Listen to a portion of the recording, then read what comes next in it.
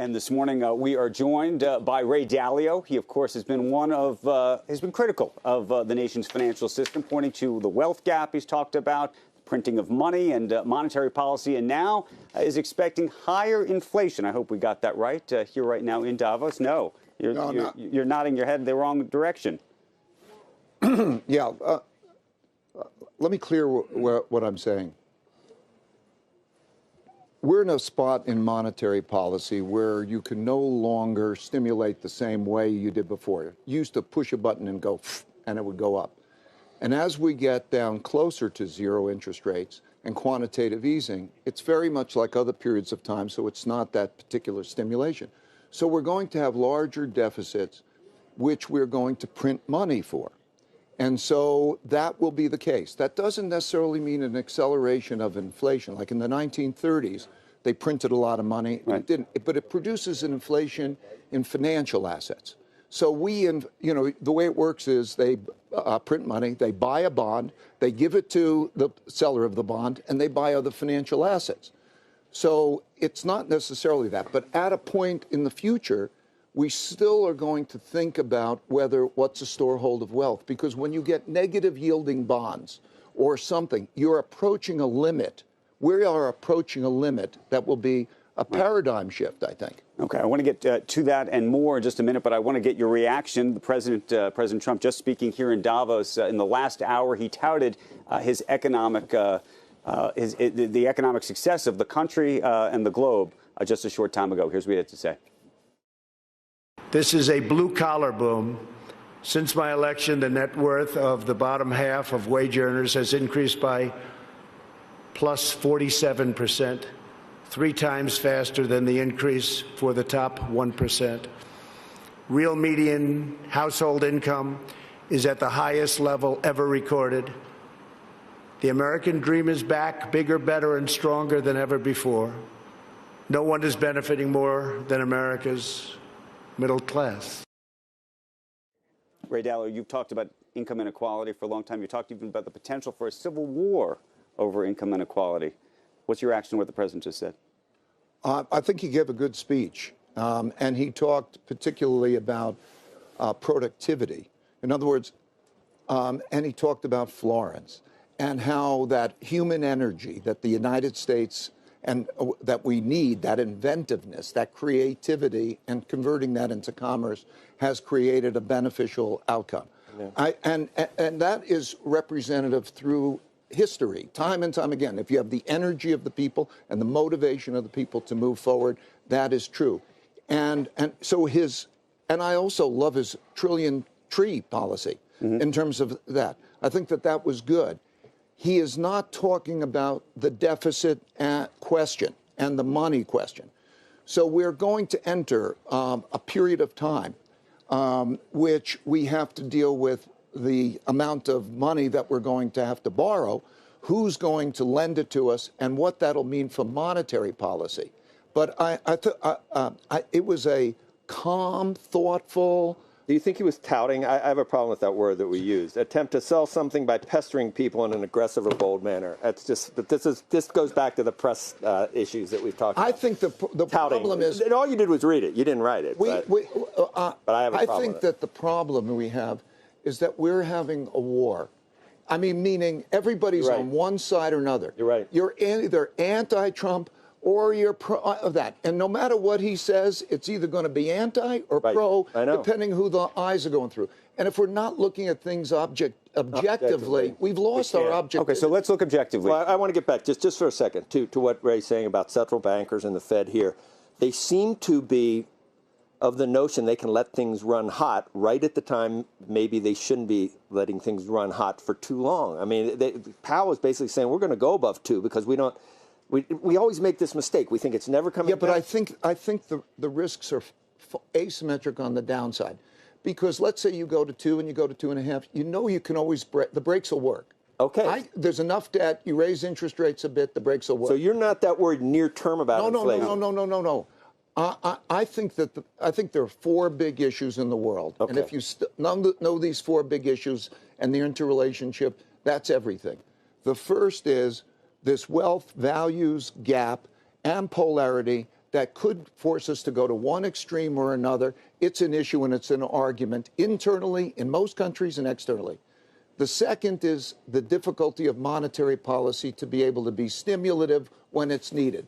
The third is we have the rise of China as a competitive power and so on.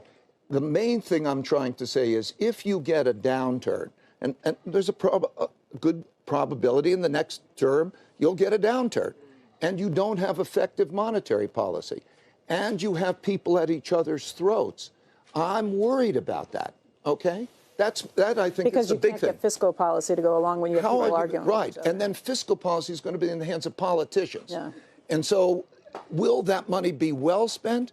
Because you have to make productivity, right? Mm-hmm. So the idea of just give money away, wealth doesn't last. When there was the Russian Revolution, they said, we're going to take all the wealth. They took all the wealth. Wealth lasts an average about 5 years, basically, because you look at depreciation. You need productivity. And so how do we make that population productive and make that? So can I just ask one question to clarify? You said you think there's a good chance of a downturn coming in the next term. You mean the next 5 years, the next presidential term? Yeah, sometime between now and 5 years? It's going to happen. Yeah, it's just a long time. That's no, but I'm saying this is one of the things that's such an American mentality. If you go to China and you start to think, should we talk about it? Uh-huh. Should we think about it? I would say that there's a 20% chance any year, but also you don't have a rollover, because the key was the Federal Reserve in December backed away from a too tight monetary policy, and we're enjoying it ever since. But the big thing is then you have a wash in financial assets, okay? Everybody can borrow at cheap interest rates, and you want to get out of cash. There's still a lot of money in cash. Everybody's missing out. So everybody wants to get in. You can have, you can still have a spike, but here's the question. So we should look beyond just 12 months. I think the next 12 months, my guess is probably nothing much happens in the next 12 months. Then we have an election. Then we begin a new environment. So we have to start thinking ahead of the next 6 or 12 months, I think. That's what keeps you ahead of the game. But here's the question. So we had David Tepper had texted into the show on Friday and suggested right now that you have to be in the market full on. And so the question is whether everybody jumps on the train, everybody gets in full on, and then the problem arises that you're talking about. I think that's most likely. But then the question is when do you jump off the train? But also the question is, what do you jump into when you jump off the train? And the issue is you can't jump into cash. Cash is trash, okay? Cash is that they're going to, because they're going to print money. What do? You get out, okay? So cash is not going to be So what do you do? So what you have to do is you have to have a well-diversified portfolio. And first of all, you have to be global, and you have to have balance. And I think, I don't want to grab, the headline's going to be, again, anyway. Is I think that you have to have a certain amount of gold in your portfolio, or you have to have something that's hard. There are 3 monetary systems that happen. The first is, in the old days, it had intrinsic value. You'd carry around gold coins. Then we come up with the idea of banks or even central banks. And what they do is they create certificates, we call notes, that are claims on those things. And we print many more certificates than there is money in the bank. And then that's a linked system. And we did that, and we broke that in 1971. Then you have a fiat monetary system, which means that you can print whatever amount of money you want, and you can put that, and that's what governments do. So we're in that part of the cycle, bigger picture, so that when you think about things, the depreciation of the exchange rate and the printing of money, I think over the next few years is going to be the biggest. If you want to buy gold, do you buy Bitcoin? No, there are 2 purposes of money, a medium of exchange and a storehold of wealth. And Bitcoin is not effective in either of those cases now. Store of wealth? No, because first potentially. Of all, it's too volatile. Because of the volatility, you can't go next to it. Someday when I would say Libra or something which has more stable value, has got more potential. But also, who's going to do the buying? Central bankers and others. What are they going to hold as reserves? What has been tried and true? Are they going to hold digital Bitcoin? They're going to hold gold. That is a reserve currency, and it's been a reserve currency for 1,000 years. I don't want to. I know this is going to be the headline of gold. I want to emphasize a bit of gold is a diversifier. Okay, and that's the advice I can give. I know I'm going to come out of here like Ray Dalio's wild on gold, and that's not exactly. I'm going to say cash is trash is your headline. But cash is trash. But Ray, you would have thought that after all the years of zero interest rates in QE 1, 2, 3, and 4, you could have been making this case that entire time of what you were just making. Maybe there was so much of a lack of demand in the private sector following the financial crisis that it was able to absorb all of that. But coming to us now with that, it almost, at the risk of sounding like the boy who cried wolf too many times, I'm not saying you did, but we all were, the death of the bond vigilante, it's been well documented for the past 10 years. Now you're saying is the time to work. I think it's totally different. Well, I would say when we are dealing with the negative interest rates, which we've had for years and years already. Well, no, we know how long it's been. Okay, and you take each country, and you take where we were in December toward the tightening, then you create an easing. We are now coming into a direction. And so the question for any of us is not whether it's early or not. The question for any of us is when you're holding all of those bonds and you have a negative interest rate or something, and how far more can you push that? What does the next 5 years look like? And the next 5 years is going to be something like that, plus there'll be more deficits. Now, more deficits means sell more bonds. Who are you going to sell the bonds Why to? should I believe we're going to negative interest rates in the United States?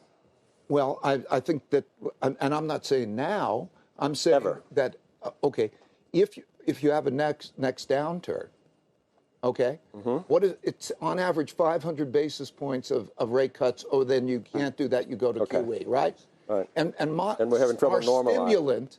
Right. We don't have much stimulant. We have people at each other's throats over the wealth gap.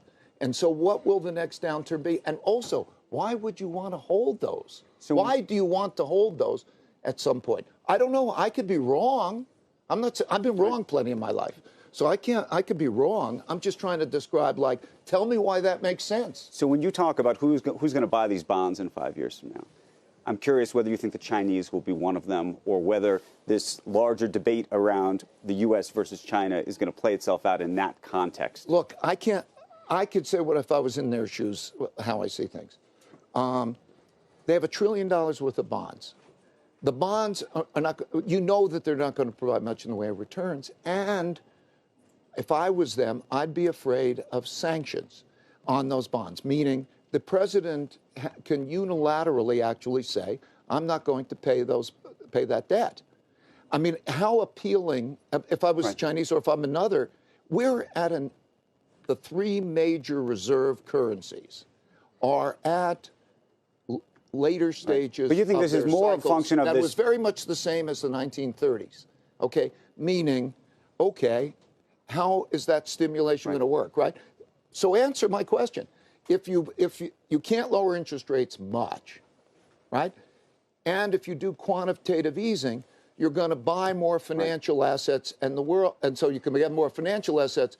But how is that going to deal with those other issues? Isn't that an issue? We just decided that we're going to go 28 years in this recovery like Australia. So there's not going to be a downturn. So we're not going to need 500 basis points of cutting. And the income inequality, if you look at the quality of life overall, it's much better than it's ever been in history. You're starting to see some organic growth at the low end from all this growth we're seeing in the low unemployment. And maybe it ameliorates it to some extent. And the worst case scenario that you have painted doesn't happen. I'm totally possibly wrong on, I think we know those things I'm saying about the deficits, the money printing, the lack of stimulation, and so on. Right. There is also new technologies that are coming out. There's inventiveness. And innovation. Right. Innovation comes from good thinking. The capacity to supplement using artificial intelligence to we talked about so I think we can make the pie bigger. The issue is how you divide the pie and also how monetization is a threat. So there are good things here. I mean, basically, almost if you oversimplify a portfolio, you probably want the stock in the technology disrupting companies and some gold. I mean, Right. because it's the new technology revolution in relationship also to the monetization question, I think. We got to go, but the president taking a bit of a victory lap for the Phase 1 China trade deal, and I'm just curious what you think of the relationship. Has that genuinely de-escalated things? Do you think it's going to get worse over time, better over time, and how does that? That's why I was asking about the bonds. Does it play into not just whether the bonds are attractive or not, but whether there's a larger fight at play or battle at play? There are 4 major conflicts that we're having with China. And trade is one of them. And this deal is a small part. It's a deal, and it's done. But there's a trade. There's a technology war going on. Right. There is a geopolitical war that's going on. There could be a capital war that is happening. Because what you're having is the emerging power, in many ways going global, and challenging an existing world power. And there's going to be lots to argue about. So after the election, those things don't go away. That's just how rises and declines of powers happen. And so I think that those issues, this is a small thing in relationship to the whole big thing. Okay. Ray Dalio, it's great to see you. Thank you for coming in this morning. Appreciate it.